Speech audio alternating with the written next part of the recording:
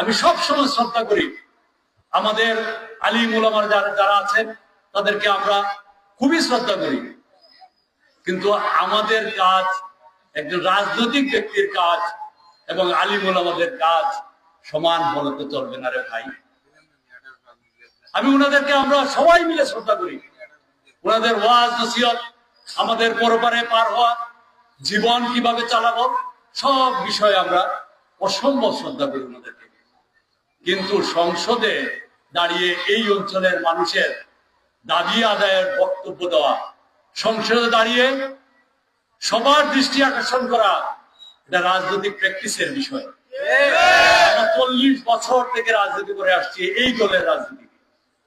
আমরা জানি কোন জায়গায় টিপ দিলে কোন কাজ হবে। আমাকে যতই কিছু করা হোক, আমি জানি বিএনপির কোন নেতার কাছে কিভাবে কোন জিনিস আদায় করতে হবে।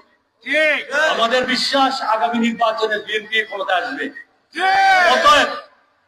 অতএব এই অঞ্চলের উন্নয়ন, এই অঞ্চলের রাস্তাঘাট, এই অঞ্চলের স্কুল কলেজ মাদ্রাসা, এই অঞ্চলের মানুষের ভাগ্যের পরিবর্তন, কর্মসংস্থান, এই যে লুবাছড়া পাথর মহলের সুষ্ঠু ব্যবস্থাপনা, নদী ভাঙন এবং বন্যার কবল থেকে এই অঞ্চলকে রক্ষা করা, এগুলো হলো আমাদের নির্বাচনী ম্যানিফেস্টো, এইগুলা হলো আমাদের নির্বাচনী কাজ।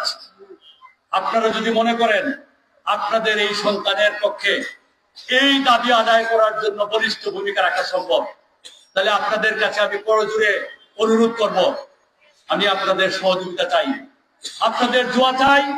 আপনাদের প্রত্যেকটি দাবি আদায় করার জন্য আপনাদের খাদিম হিসাবে আমি কাজ করব। আপনাদের সন্তান হিসাবে দাবি নিয়ে আমার কাছে যেতে হবে না, একটা ফোন মেসেজ অথবা একটা ফোন কলি যথেষ্ট। আমি সেইভাবে আপনাদের গোলাম হিসাবে কাজ করবো, আমি কথা দিয়ে গেলাম। এখন পর্যন্ত আমার রাজনৈতিক জীবনে আমি কোনোদিন আমার ওয়াদার খেলাপ করি নাই। আমার পকেটে 10 টাকা না থাকলেও আমি পুরাটা টাকা এই দলের এবং এই অঞ্চলের মানুষের জন্য খরচ করার জন্য এই মন মানসিকতা নিয়ে রাজনীতি করি। আমার সংসার কোথায়, আমার ব্যবসা কোথায়, সবকিছু ছেড়ে দিয়ে আমি এই অঞ্চলের মানুষের ভাগ্যের পরিবর্তনের জন্য কাজ করি। অতএব আমি আপনাদের কাছে দাবি রাখতে চাই, আমি আপনাদের কাছে প্রত্যাশা রাখতে চাই। অনেক ধরনের প্রলোভন, অনেক ধরনের মিষ্টি মিষ্টি কথা আপনারা শুনবেন। দয়া করে মনে রাখবেন, নির্বাচন একদিনই কিন্তু হয়, ভোট দেওয়ার পরে ওই ভোট ফিরত আনা যায় না।